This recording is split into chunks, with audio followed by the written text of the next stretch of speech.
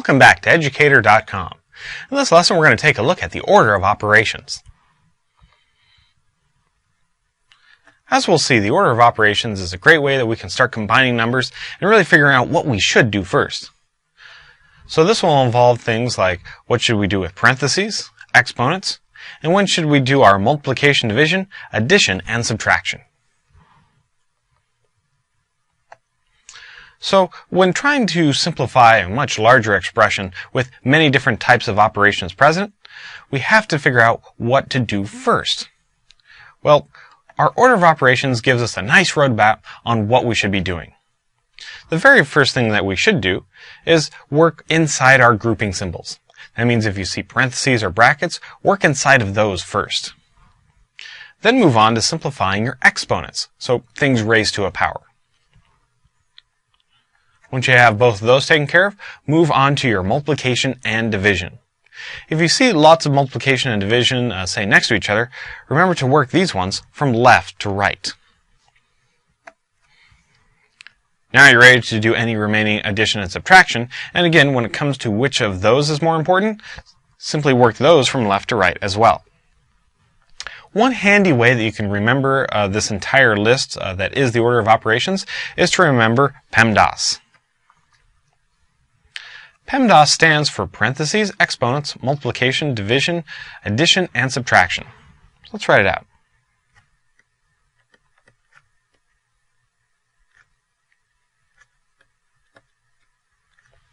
A great way that you can remember these is, please excuse my dear Aunt Sally. I've often heard a lot of my students use that one to make sure they keep them all straight.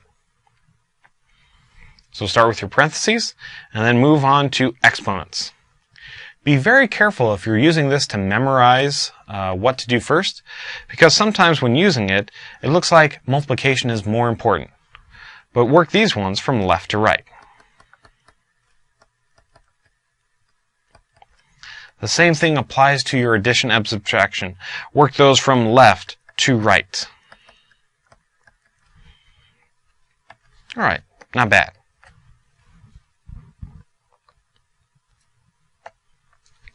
Oftentimes you'll deal with a large expression that has, say, a fraction in it. Even though you might not see some grouping symbols, think of the top and bottom as their own group. That means work to simplify the numerator and get everything together up there, and work to simplify your denominator, get everything together down there, before really continuing on with the simplification process. So as a quick example, let's look at this guy. Here I have negative 2 times 5 plus 3 times a negative 2 all over negative 5 minus 3. So I'm really going to work on the top part as its own group and the bottom part as its own group. Let's see what that does. So negative 2 times 5 would give me a negative 10. 3 times that negative 2, negative 6. On the bottom in that group I have that negative 5 minus 3, so negative 8. Okay, negative 10 minus 6. Negative 16.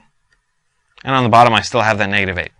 So we've really worked to really look inside each of those groups and simplify them using our order of operations in there. Now I simply have a negative 16 over a negative 8, and that is a 2. So watch for those large fractions to play a part. Let's try some examples now that we know more about the order of operations and see how we can bring these into a much simpler expression. So this one is 5 minus 2, the quantity squared, plus 1, all over negative 5. I'll also write down PEMDAS.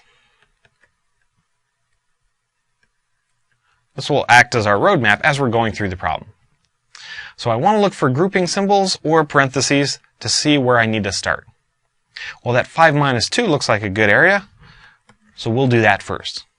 5 minus 2 is 3. Okay. About the only other grouping that I'm really concerned with is the top and bottom of the fraction. There's only one thing on the bottom, so I'm really just going to now focus on the numerator. All right, I can see that I have some exponents. I have a 3 squared in there. So now let's do that. 3 squared is 9. Okay, it's getting better. Now I want to move on to my multiplication and division. And looking at the top and bottom of the fraction individually, I don't see any multiplication or division, so I can move on. Addition and subtraction. Well, I do have some addition on the top. So we'll put those together, get 10 over a negative 5. Okay, so we're looking at 10 divided by negative 5, and now I can say that my result is a negative 2. And now this one's done. Again, you can see how we really move through that order of operations as our roadmap. In this next one, we want to evaluate a negative 12 times a negative 4/3 minus 5 times 6 divided by 3. Okay, so let's get our roadmap.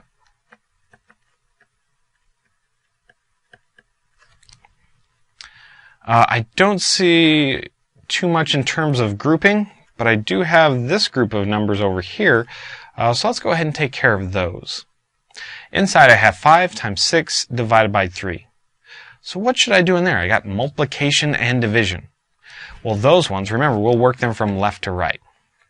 So on the left side there, I have multiplication, then we'll actually do the division. So 5 times 6 is a 30. Now I'll do the 30 divided by 3 and get 10. Okay, so we've taken care of that grouping. I'm just going to copy down some of these other things. And then we'll continue on. Okay, so our grouping is done. Now on to exponents, but I don't see any exponents here. So now on to multiplication and division. Well, I do have a multiplication. I got a negative 12 times a negative 4/3. Well, negative times a negative would give me a positive. Multiplying on the top, that would be a 48 all over 3. Okay, and because of my fraction there, I do have some division. I could take 48 and divide it by 3. So 16. Okay, on to addition and subtraction. 16 minus 10, 6. And now I've completely simplified this one, and I can call it done. This next one I have 12 divided by 4 times the square root of 5 minus 1.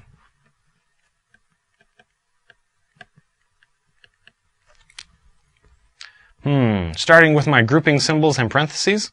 Well, I could consider everything underneath the square root as its own little group. So let's work on simplifying that right in here. 5 minus 1 is a 4.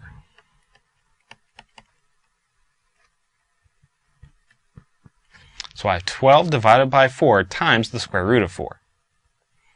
Let's see, taking care of the square root entirely.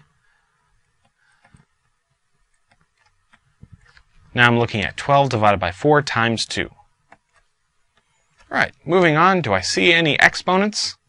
Well, no exponents. On to multiplication and division. This is that tough one. It's tempting to say that multiplication is more important, but it's not. Simply work these guys from left to right.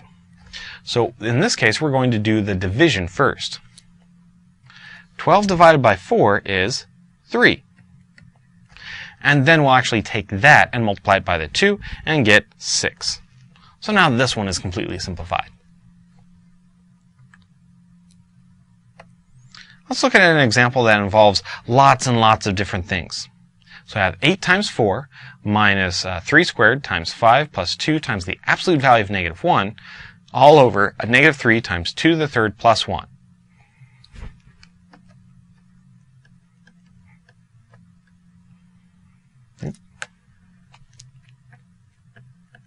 Okay, with so many different things in here, I really have to be careful on what to do first. Well, since I'm dealing with a fraction here, I want to look at the top as its own group and the bottom as its own group and really work inside of each of those to try and simplify them. So let's look at the top for a little bit. Inside of that, I don't see any additional grouping symbols, so I'll try and do any exponents on the top.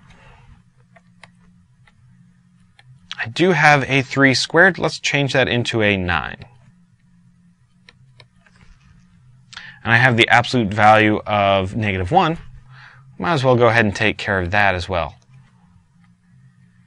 Okay, so we're doing a little bit of simplifying in the top. Let's see if there's any exponents in the bottom. Negative 3 times 2 cubed. I can change that into negative 3 times 8. And of course, we still have the plus 1.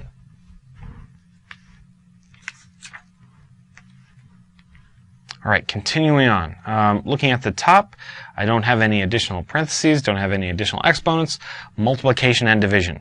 I got lots of multiplication on the top. 4 times 8 would give me a 32. 9 times 5, 45. 2 times 1, 2. Okay, on to the bottom. Negative 3 times 8, negative 24, and then plus 1. All right, multiplication and division done. On to addition and subtraction. We're going to do this from left to right. So I'll do 32 minus a 45. Let's see, what do we got for there? Let's imagine our technique for combining numbers that have different signs. So I'm just subtracting these here. I get a result of 13. The one that is larger in absolute value is the negative 45, so my result is a negative 13. Okay, looking at the bottom, negative 23. Almost done. So negative 11 up top divided by negative 23. So this one's completely simplified as 11 over 23. So when dealing with multiple operations, it's really important that we do have a roadmap in order to get through all of these. Feel free to use PEMDAS so that you can keep everything in order. As you use PEMDAS, if you get down to your multiplication and division, use them left to right. And if you get down to your addition and subtraction, again, use those from left to right. Thank you for watching Educator.com.